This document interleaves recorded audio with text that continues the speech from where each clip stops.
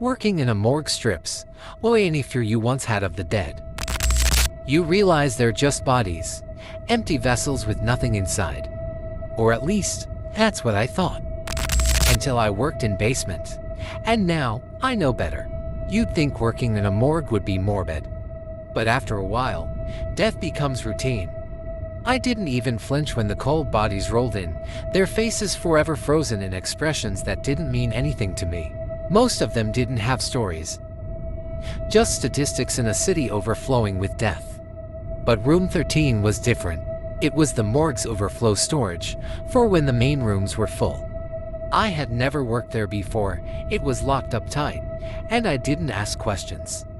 Until one night, a bad accident filled up the regular morgue, and my supervisor handed me the key with a simple instruction. Store the bodies in room 13. Isn't that place off limits? I asked. He looked at me with tired eyes, as if debating whether to tell me something. Then he just said, "It's just a room. Don't make it complicated." I should have known then. Should have walked out right then and there, but I didn't. Room 13 was located in the basement, away from the other storage areas. The hallway leading to it felt colder than the rest of the morgue, and the air seemed denser. There was something oppressive about it, like the walls were closing in on me. The door was solid steel heavy, and it took all my strength to pull it open. Inside, the air was colder than anywhere else. My breath misted in front of me as I wheeled the first body into the room. The space was tight, the kind of claustrophobic smell that makes your skin prickle. I placed the body on a rack and turned to leave, when something stopped me in my tracks. There was a noise, not the usual hum of the equipment or the groan of the building settling. It was something else, a dragging sound. It was faint, almost imperceptible, but unmistakable. I turned back, my eyes scanning the room. The bodies lay still under their sheets, but I couldn't shake the feeling that I wasn't alone. I told myself it was the cold messing with my mind and hurried out, pulling the door shut with a heavy thud behind me. I convinced myself it was nothing, but every time I had to go back to room 13, the unease grew stronger. The bodies there felt different. It wasn't that they moved or made sounds they didn't need to. The last time I went in was when it all came apart. I was wheeling in another body, the last one for the night, and as I opened the door to room 13, the cold hit me like a wall.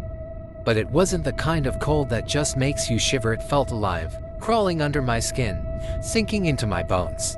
I pushed the body inside and turned to leave when the lights flickered. Not just a quick flicker, but a slow, deliberate dimming, like something was sucking the life out of the room itself. Then everything went black. For a moment, I stood in complete darkness, the cold pressing in on me. And then, the silence was broken. A sound faint, wet, and deliberate. It wasn't a whisper. It wasn't a shadow moving in the corner of Maya.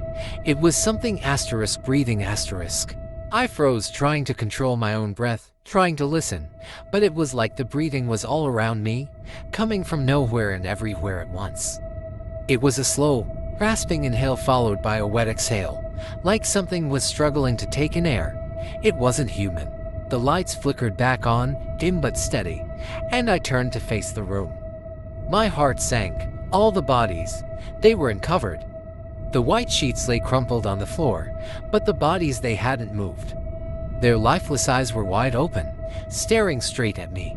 And then, I heard it again, the dragging sound, but this time, it was closer, coming from behind me. I whipped around, my pulse pounding in my ears. There was nothing. Just the cold steel walls of the room, the racks filled with bodies that hadn't moved, their open eyes still staring. I couldn't take it anymore. I sprinted toward the door, but it wouldn't open. The key in my hand shook as I fumbled with the lock, my hands slick with sweat, my breath ragged. And then the lights flickered again, dimming to almost nothing. That's when I saw it. In the far corner of the room, something was crawling out from behind one of the racks. It wasn't a body. It was something else entirely. Its skin was gray, stretched to tight over bones that didn't look right. Its limbs were too long, its fingers ending in sharp, broken nails that scraped the floor as it moved. And its eyes, those eyes, They weren't like the others. They were black pits, hollow and endless, staring right at me as it crawled closer. It wasn't fast, but it didn't need to be. I couldn't move. My legs were locked in place, my body frozen with a fear so deep it felt like I was being suffocated. The thing crawled toward me, its mouth opening, not to scream, not to whisper, but to breathe. That same wet, ragged breath I'd heard in the dark. Closer, closer. It was almost at my feet when I finally forced my legs to move. I slammed my shoulder into the door, and with one final push, it flew open. I stumbled out, slamming it shut behind me. I ran. I didn't stop until I was outside, gasping for air, my heart trying to escape my chest. I quit that night. I never went back. But the worst part is, the thing from room 13, it didn't stay behind. Every night since, I've heard that same ragged breathing, and every night, it gets closer.